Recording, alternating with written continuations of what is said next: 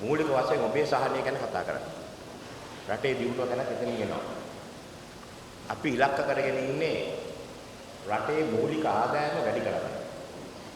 අනාගත අභියෝගය මම කිව්වා අද තියෙන සාමාන්‍ය ආදායම රුපියල් 10,000ක් දාගෙන රටේ ශේෂයට පුදුලික අංශය. ඒක අපි 30,000කට කරන්න ඕනේ. පියවරෙන් පියවරට. ඒ නිසා මොකක්ද අපි කරන්නේ? අපි රජයේ සේවකයන්ගේ පඩි වාරික කීපයකින් 10,000 වෙනකන් වැඩි කරනවා. ආණ්ඩුව ඇවිල්ලා මාස දෙකක් යනවත් වැඩක් නැහැ. අපි පළමුවෙන්ම රුපියල් 3,500ක් දෙනවා. අද භාණ්ඩාගාරයේ හිස් සාමාන්‍ය භාණ්ඩාගාරයේ දිහා බලලා තමයි කියන්නේ. ඒක ජීවත් වෙන්න බෑ. එයිල 3,500ක් අවම වශයෙන් වමනේ ජීවත් වෙනවා. ඒ 3,500 දෙනවා. භාණ්ඩාගාරයේ දිහා බලලා අවුරුදු ඉවර වෙන්න ඉස්සෙල්ලා ඉතුරු වාරිකයක් දෙන්න.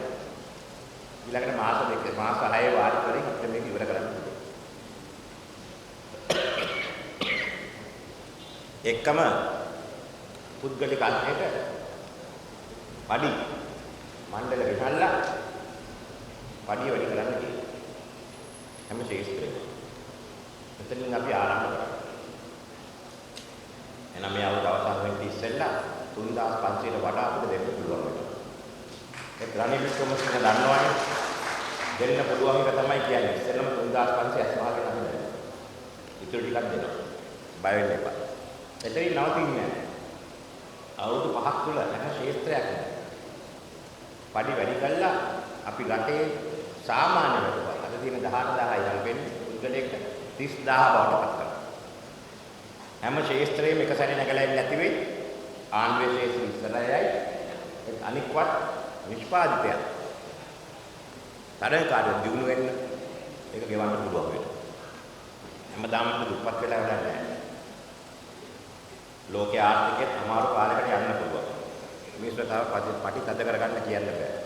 අපිට මේකෙන් හම්බ කරන්න දෙයක් නැහැ. අන්න ඒකයි පළවෙනි කියන්නේ ආදායම් වැඩි කරන්න. ගෝවින්ගේ ආදායම් වැඩි කරන එක කරු ජයසූරිය මහත්මයා කියනවා. ජීවරන්ගේ ආදායම් වැඩි කරන එක. ඊළඟට අත්‍යවශ්‍ය භාණ්ඩ වලට ඇති බදු අපි අවුරුද්දක් ඉවත් කරනවා. ඒක අවුරුද්දකදී බදු ආය කරනවා. නැත්නම් මේ ඡන්දේ කටු කරලා ඡන්දෙන් පස්සේ වැඩි කරන්න එකක් නෙමෙයි. ඒක අවුරුද්දක් බදු ආය කරන්නේ අත්‍යවශ්‍ය භාණ්ඩ මම කියලා තියෙනවා.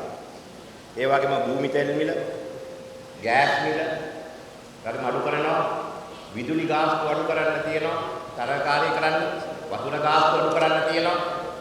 ශ්‍රේෂ්ඨ අධිකරණයේ කිව්ව විදිහට තෙල් මිලක් අපි ඒ වගේ ක්‍රියාත්මක කරනවා. අත්‍යවශ්‍ය භාණ්ඩ කිව්වම මට තව එකක් තියෙනවා. ඒකට ඇතුල් වෙනවා. මම හිතන්නේ මාධ්‍යයත් ඒකට කැමති වෙයි. ඔක්කොමලා කැමති වෙයි. ජංගම දුරකථනයෙන් ගන්න බදු අපි අඩු කරනවා. මිනිස්සු මිදිකලයක ගන්න. දැද්ද වෙන්න ඕනේ ආණ්ඩුව. ඒක අඩු කරන්න යනවා. එහෙනම් මේ තමයි මූලික ආදායම් වැඩි කරන වැඩසටහන. ආණ්ඩුවයි පුද්ගලිකාංශයේ පඩි වැඩි වෙනකොට අනෙක් අංශ වල පඩිත් වැඩි වෙනවා. ක්‍රමානුකූලව පඩි අරගෙන යන්නේ අඩු ගන්න ජීවත් වෙන්න පුළුවන් වැටුපත්. අපි දන්නවා භාණ්ඩාගාරයේ හිස් ඒ භාණ්ඩාගාරයේ හිස් කියන වැටුප් දෙන එක නවතින්නේ නැහැ. පඩි කඳ කරන්න කියන්නේ නැහැ. මට ගිය සැරේ අවුරුද්දක් ගියා මුදල් හොයලා දෙන්න පඩි වැඩි කරන්න මේ සැරේ ඉතින් නෑ 3,500 දීලා දෙන්න. ඊළඟ දෙන රැකියාව. අපි තියෙන රැකියාව බේරන එක මංගල සමරීර මන්ත්‍රීතුමා කියන්නේ. මම ඒ ගැන කතා කරන්න යන්නේ නැහැ. ඒත් මේ කරන ගමන් තරුණයන්ටත් අපි බලාපොරොත්තුවක් දෙන්න ඕනේ. මේ රටේ ශ්‍රම හමුදාව නුපුහුණු එකක් වෙනුවට ශිල්ප පුහුණු ඇති තාක්ෂණ දැනුම ඇති එකක් බවට පත් කරන්න ඕනේ. ඒ නිසා අපි විශේෂයෙන්ම පළමුව හැකියාව දෙවනුව රැකියාව යටතේ තරුණයන් කැඳවනවා. ඒ මධ්‍යස්ථාන වලට එන්න අවුරුදු දෙකක වැඩසටහනක් දෙන්න. ශිල්ප දැනුම නැත්නම් තාක්ෂණ දැනුම දීලා ඉතුරු කාලයේදී අපි වෙනත් වැඩ කටයුතු යොදවනවා. එයාට පඩියක් ගෙවන්න. දීමනාවක් නෙමෙයි පඩියක් ගෙවන්න. නම් කරව පඩියක් ගෙවන්න. රජයේ අංශ වෙන්න පුළුවන්, පුද්ගලික අංශ වෙන්න පුළුවන්, වෙනත් අංශ. අවුරුදු දෙකෙන් පස්සේ අපි ආයේ විවිධ රැකියාව වලට යොමු කරනවා. කතා කරලා. සමහර අයට පුළුවන් විදේශ රැකියාවලට යන්න. මොකද පුහුණු දැනුම තියෙන නිසා. සමහරට පුළුවන් රජයේ රැකියාවලට යන්න. සමහරට පුළුවන් පුද්ගලිකාංශයේ රැකියාවලට යන්න. ඒ කරන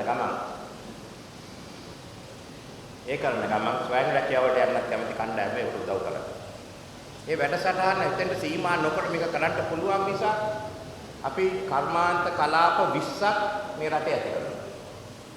ඒ කර්මාන්ත කලාප වටේ මේවා දියුණු කරනවා. ඒ කර්මාන්ත කලාප වලට අපි ඉලක්ක කරලා තියෙන්නේ මහා පරිමාණයේ කර්මාන්ත 500යි BPO කර්මාන්ත 200. අවුරුදු 5කින් ගන්න පුළුවන් ඒක. එතනින් පටන් ගන්න. ඕටල් කොහොමද දියුණු වෙනවනේ?